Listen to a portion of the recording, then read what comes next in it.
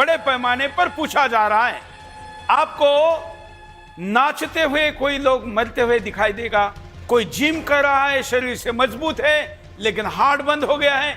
एक छोटी सी बच्ची तीसरी कक्षा में जाने वाली, जब उसकी मृत्यु हुई तो इस चर्चा को और अधिक गति मिल गई। और हमने तो कोविड के दरमियान ही यह संभावना आपको बताई थी कि अंतरराष्ट्रीय शक्तियां मानवता को, मनुष्य की संख्या को कम करना चाहती है। वो कहती कि इतनी ज्यादा संख्या क्यों चाहिए दुनिया में, कचरा हटाओ।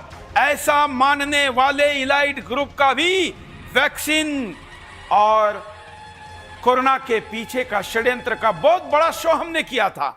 दुनिया में ऐसा विचार करने वाले कई लोगों के इंटरनेट कंटेंट को हटाया था। हालांकि सुदर्शन अपने बातों पर अड़ा रहा, हमारे कंटेंट की रीच कम कर गई, लेकिन फिर भी करोड़ों लोगों तक हमने अपनी बात को पहुंचाया। आज बिंदास बोल में हम इसी मुद्दे पर आपके सामने लेकर आए हैं। अब मैं निमंत्रित करता हूं आज के हमारे गेस्ट पैनल को। कोरोना काल में जिन्होंने सबसे ज्यादा आवाज उठाई, डॉक्टर विश्वरूप राय चौधरी, आपका स्वागत है।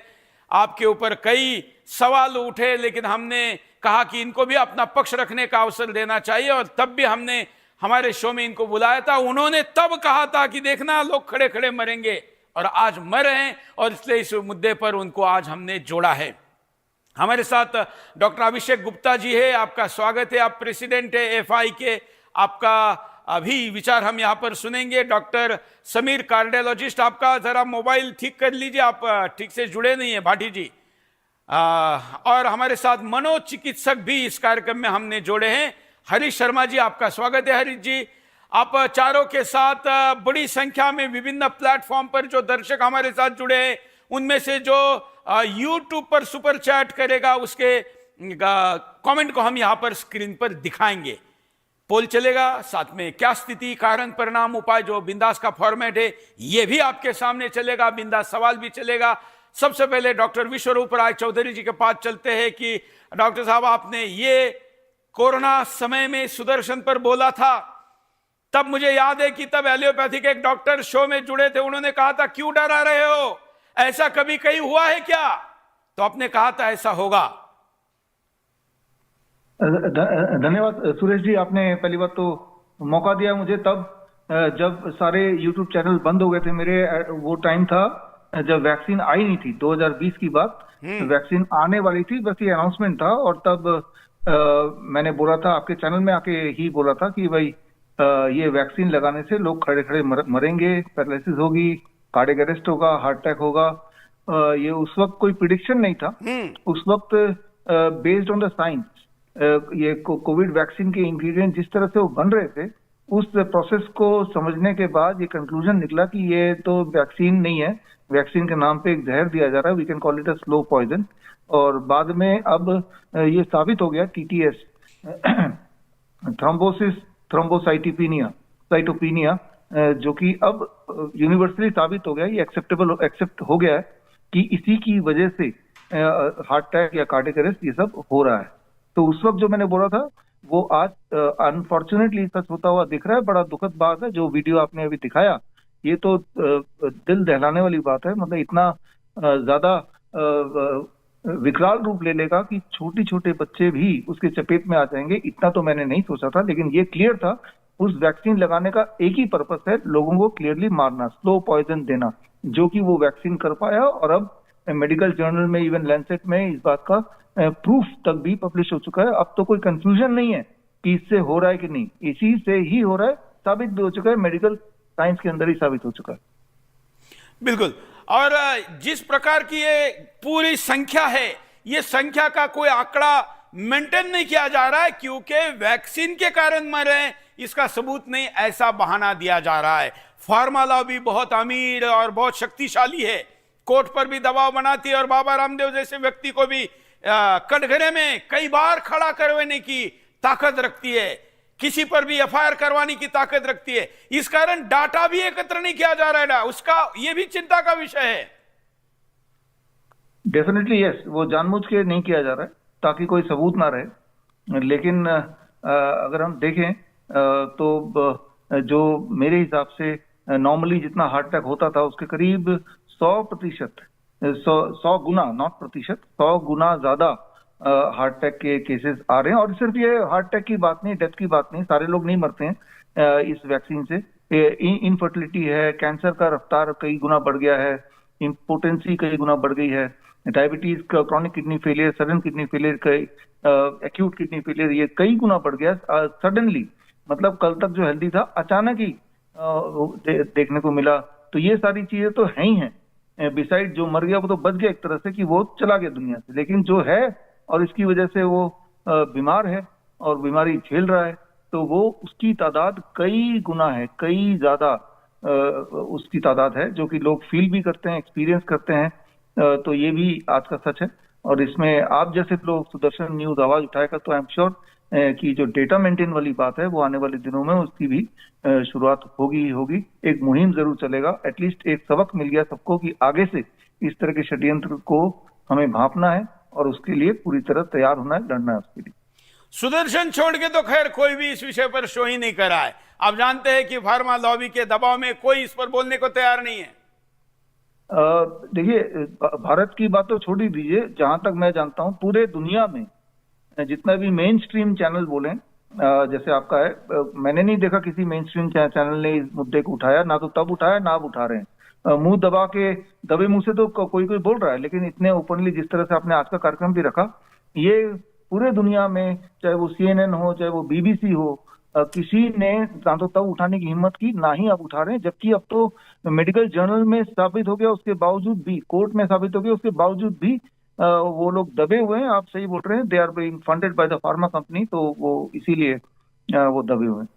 लेकिन हम इस मुद्दे पर आने वाले दिनों में और ज्यादा बड़ा सीरीज भी लाएंगे। ये तो शो है, लेकिन सीरीज भी लाएंगे, क्योंकि आज मैं जब इसका रिसर्च कर रहा था, मुद्दा तो हमने घटना देखकर शुरू किया, लेकिन जब रिसर्च करा तो मुझे लगा कि यह मानवता की सबसे बड़ी सेवा होगी और आने वाले दिनों में हम इस पर बड़ी सीरीज लगाएंगे। जो भी लोग इस मुद्दे पर अपनी राय रखना चाहते हैं, हमारे साथ संपर्क करें। वैक्सीन कितनी जिम्मेवार है और अंतर्राष्ट्रीय षड्यंत्र इसके पीछे क्या क्या है, सारी बातों पर चर्चा करेंगे। ये 5G और जो मोबाइल रेडिएशन है उसका भी क्या असर पड़ता है, इस पर भी अलग से हम एक सीरीज लाने वाले। जैसे चिड़िया खत्म हो गई, वैसे इंसान तो खत्म नहीं हो रहे हैं, और भी कई चीजें हैं।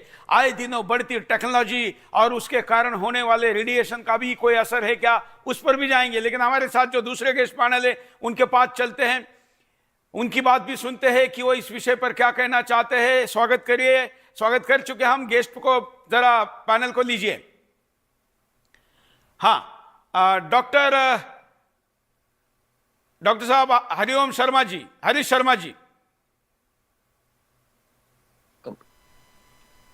हाँ जी सर, मैं बहुत ज्यादा चिंतित नाम हूँ गलत हो जो गया। घटनाएं हो रही हैं।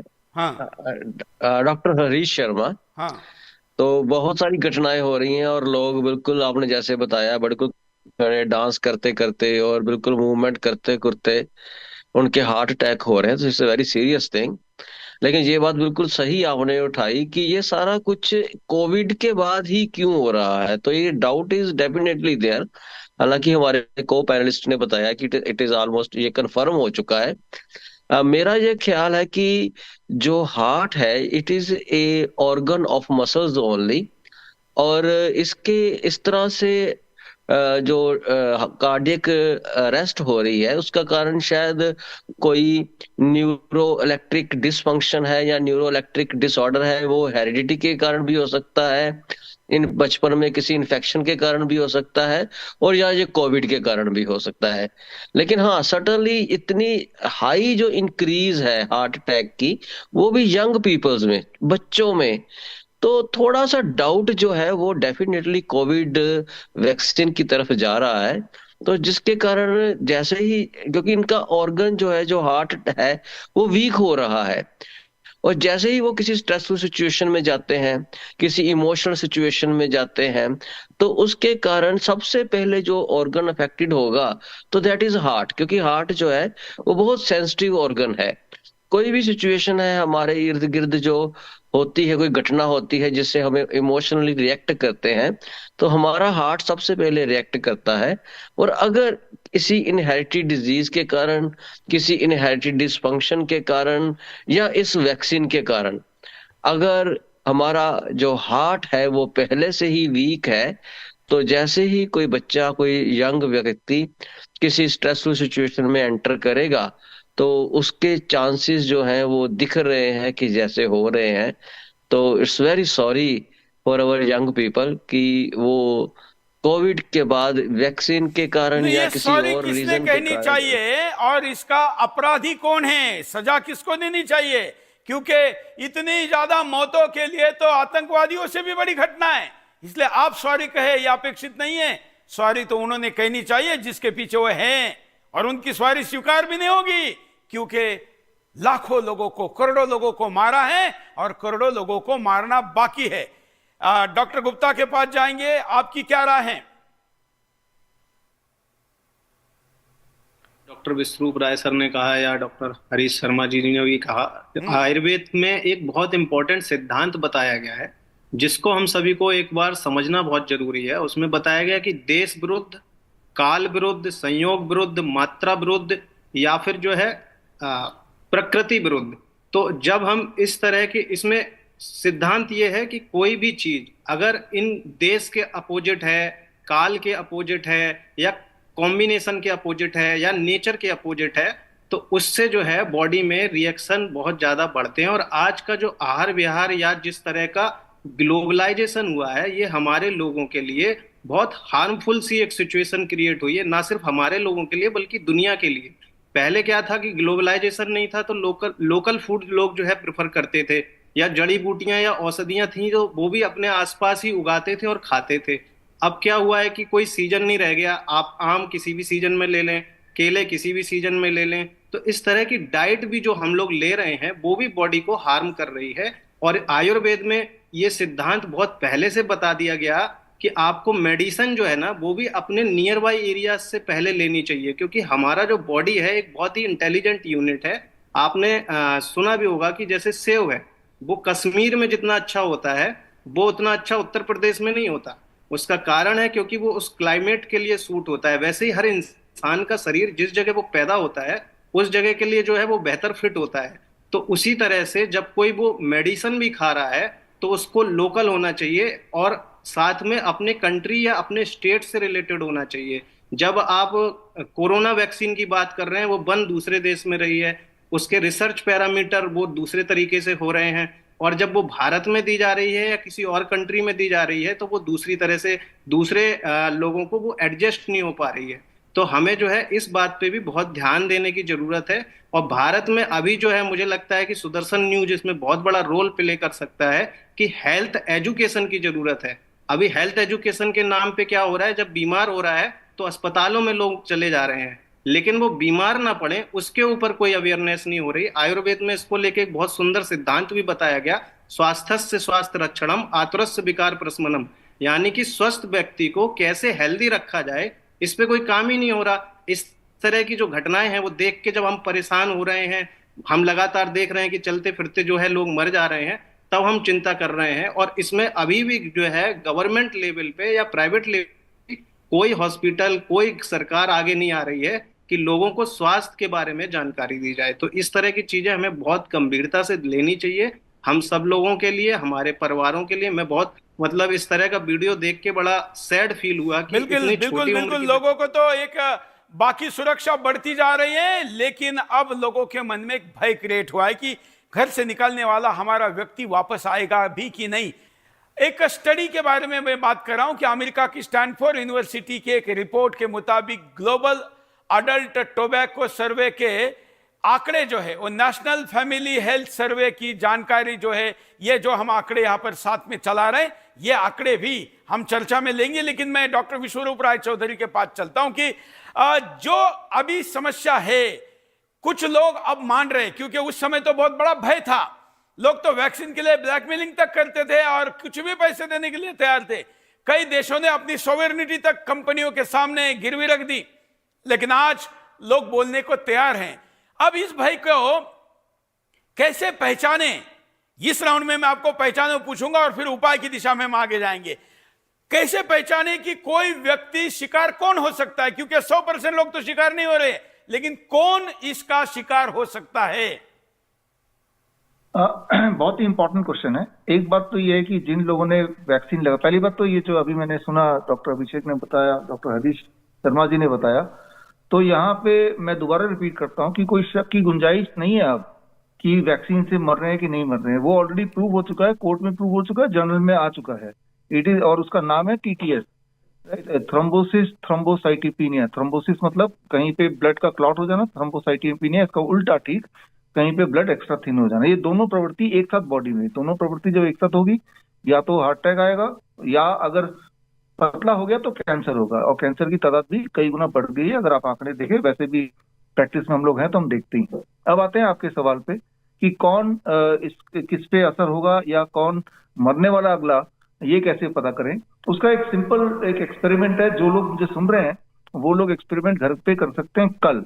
एक्सपेरिमेंट ये कि सुबह 10 बजे आप अपना ब्लड प्रेशर चेक कीजिए। मान लीजिए सुबह ब्लड प्रेशर आपका आता है 140/90।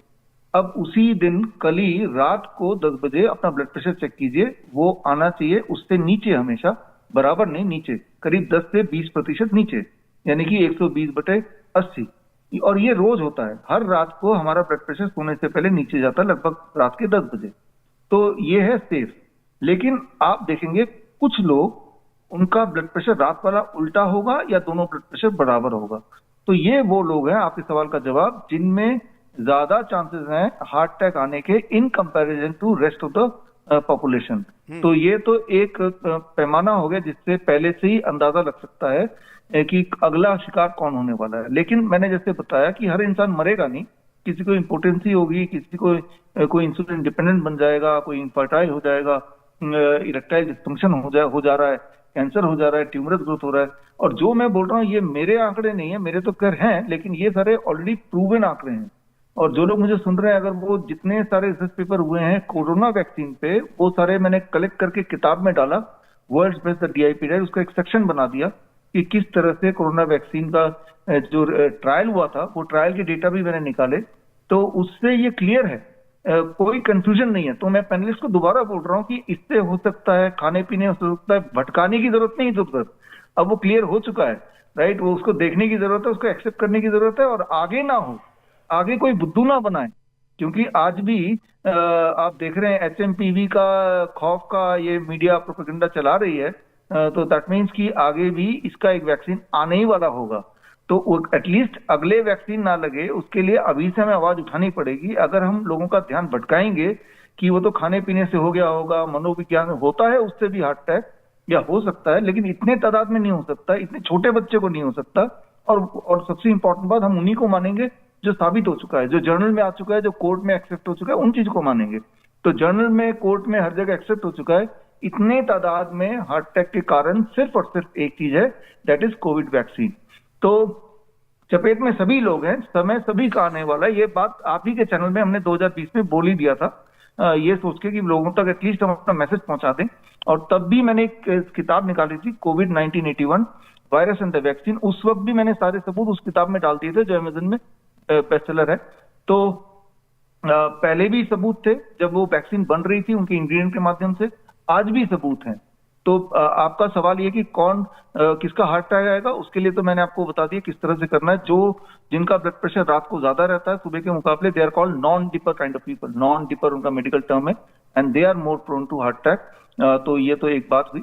अब करना क्या होगा, अगला इस तरह का कोई प्रोपेगेंडा ना हो, उसको रोक सकते हैं इस एग्जाम्पल को सामने रख के। और जो लोग ऑलरेडी पीड़ित हैं वो इससे बाहर कैसे निकलेंगे, वो सिर्फ भगवान जानता है और कोई नहीं जानता। हालांकि उसका भी उपाय ढूंढना पड़ेगा, और ज्योतिष अपना आयुर्वेद इस विषय में कोई ना कोई रास्ता निकाले। मैं विश्वरूप राय चौधरी के पास चलता हूं। न्यू वर्ल्ड ऑर्डर सेट करने की, क्योंकि अब तो इसके पीछे केवल हेल्थ रीजन नहीं ना, पॉलिटिकल रीजन भी है। दुनिया पर कब्जा करने चाहने वाली शक्तियों को विश्व नियंत्रित करना है, तो न्यू वर्ल्ड ऑर्डर का भी इसमें रोल है, ऐसा लोग कमेंट में लिख रहे हैं। नहीं, लोग जागरूक हो चुके हैं, काफी हद तक लोग जागरूक हो चुके हैं, कॉमन मास को ये पता चलने लगा है, तो वो सही बात लिख रहे हैं। आपने ये देखा, इसका सबूत अगर आपको चाहिए तो सबूत मैं दे देता हूँ। सबूत ये है कि अगर आपने देखा तो आपको ये समझ आ रहा होगा, पिछले 3-4 साल में यही हुआ कि जो गरीब है वो और गरीब हो गया, और थोड़े से चुने हुए लोग दुनिया के या हमारे देश के भी वो बहुत अमीर हो गए। जो difference between poor and rich वो कई गुना बड़ा हो गया। और उसका सबूत यह है कि ऑक्सफैम रिपोर्ट 2021, मतलब 2021 आते आते ही ये हो गया, 2021 के अंत तक आते आते ऑक्सफैम रिपोर्ट 2021 अगर आप गूगल में सर्च करेंगे तो पूरी रिपोर्ट आ जाएगी, जिसमें आपको वो डिस्पैरिटी दिखेगी। कुछ गिने चुने लोग, आपने न्यू ऑर्डर वर्ल्ड ऑर्डर की बात की, तो कैसे पता चलेगा कि वो न्यू ऑर्डर वर्ल्ड ऑर्डर के लोग कौन कौन से हैं?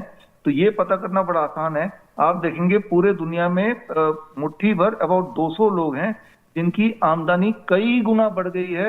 मतलब वो 200 लोगों का सारा पैसा मिला दें तो बाकी पूरे दुनिया के 800 करोड़ लोगों के पास उतना पैसा है, ऐसा मान लें। तो वो 200 लोग कौन से हैं?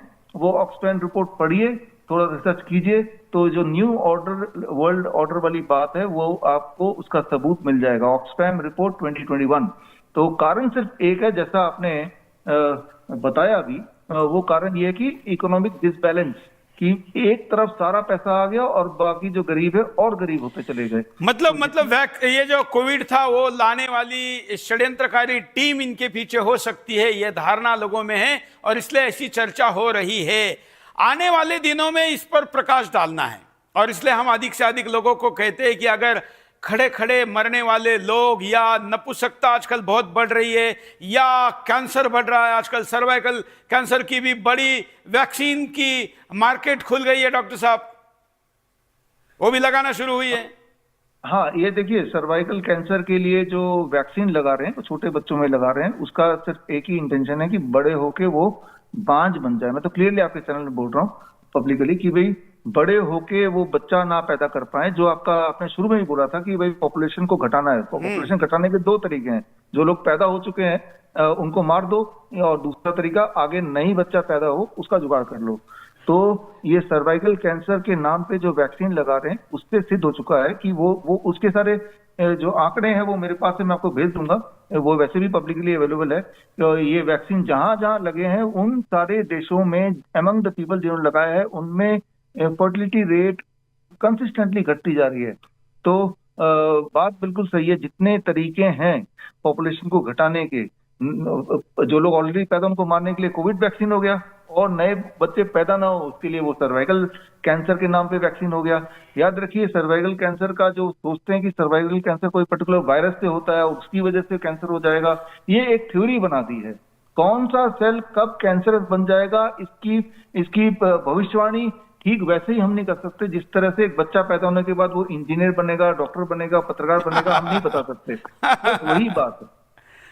बिल्कुल बिल्कुल, लेकिन बाजार और वो भी फार्मा लॉबी, मुझे पता है कि इनकी एसोसिएशन ऐसा बोलने वाले के खिलाफ खड़ी होती है, हजारों करोड़ की नोटिस भेजती है। मैं इनके सामने खड़ा हूं, मुझे नोटिस भेजे, मैं तो सामने लड़ूंगा, और इसलिए मेरे जैसे लोगों को नोटिस नहीं भेजती है, जो डरेगा उनको नोटिस भेजती है। डॉक्टर साहब, नवजोत सिंह सिद्धू, उनके पॉलिटिकल विचारों से हम सहमत हो ना हो, लेकिन उन्होंने उनकी पत्नी कैंसर से क्योर होने का क्रेडिट आयुर्वेद को, भारतीय उपचार पद्धति को दिया, तो उनको भी नोटिस भेज दिया।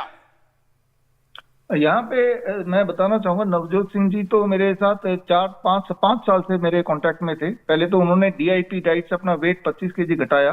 5 साल पुराना आप वीडियो देखिएगा तो बहुत मोटे थे। जब से उन्होंने DIP डाइट किया तो वो तब से लेकर अभी तक उतने मोटे नहीं है, पतले हो गए।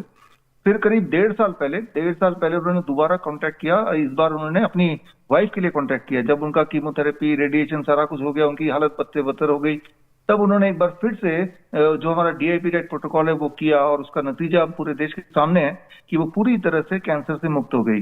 तो वो हमारे डाइट प्रोटोकॉल पे थे, मेरे मॉनिटरिंग में थे, और सत्य ये है कि उससे ही वो ठीक हुई। जबकि पहले कीमोथेरेपी, रेडिएशन से उनकी हालत ऐसी हो गई कि वो मरते मरते, अगर वही करती रहती तो फिर मामला और बिगड़ सकता था।